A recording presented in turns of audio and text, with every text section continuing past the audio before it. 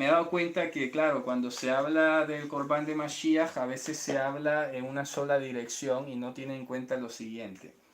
Corbán Mashiach, anótenlo allí, Corbán Mashiach, o decir HaMashiach mejor, para que quede más especificado.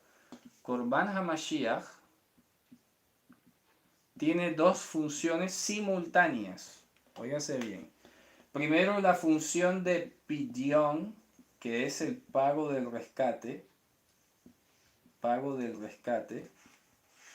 Cuando alguien está cautivo o está secuestrado, etc., hay un pidión, ¿de acuerdo? Pago del rescate, pero tiene otra función también, y es justamente aquí, digamos, otorgar. Voy a tratar de explicarlo de una manera muy sencilla. Es el pago del precio, pero también es el otorgamiento de las promesas. ¿Ok? Es interesante. Y aquí lo podemos corroborar en el día de Yom HaKippurim. Acuérdense que había un cordero, bueno, un chivo, más exactamente, para Hashem. Un chivo para Hashem que era degollado, su sangre era introducida en el lugar santísimo. Era el que hacía la reconciliación. ¿Ok? Reconciliación. Y el otro chivo que era la Azazel. La Azazel. Y no era degollado y simplemente se llevaba la violencia de los pecados. Porque este chivo era despedregado, era enviado por un barranco y se destrozaba, recibía todo el peso de la violencia.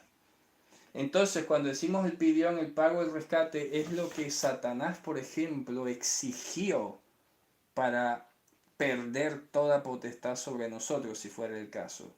Y por eso hemos visto que en la crucifixión se juntan estas dos cosas, porque sobre Mashiach viene todo el desprecio, todo el odio de las potestades de las tinieblas, pero al mismo tiempo él está cumpliendo el sacrificio para activar todas las promesas que tenían que ver con la reconciliación y la vida eterna. ¡Qué maravilloso! Solamente Dios podía hacer un movimiento tan épico y tan magistral de hacer dos cosas en simultánea. Entonces, en Él tenemos la reconciliación, la redención de nuestros pecados, pero también a la vez porque ha pagado el precio para que justamente Hasatán no diga que no hemos sido rescatados. Por eso Él tiene la potestad sobre toda carne, sobre cualquier carne. No solamente liberó a los hebreos, a los judíos, sino a cualquiera de las naciones de la tierra. Así que siempre pongo el ejemplo. Cuando Hashem, por su beneplácito, llamó a Rahab de entre todos los habitantes de Jericó, preservó un sobreviviente de ese pueblo, que eran cananeos, que en teoría debían ser destruidos. Lo mismo pasa con los moabitas. Sacó a Ruth la moabita de allí, que también en teoría no debía haber existido, porque fue el producto del incesto de las hijas de Lot. Y sin embargo llamó de entre los moabitas. Y así sucesivamente a Caleb lo llamó de entre los Kenizim. Y así podemos seguir buscando en la escritura más casos y casos de gente que pertenecía a pueblos que en teoría eran los últimos que hubieran pensado que Dios se fijaría en ellos, y de allí sacó Dios.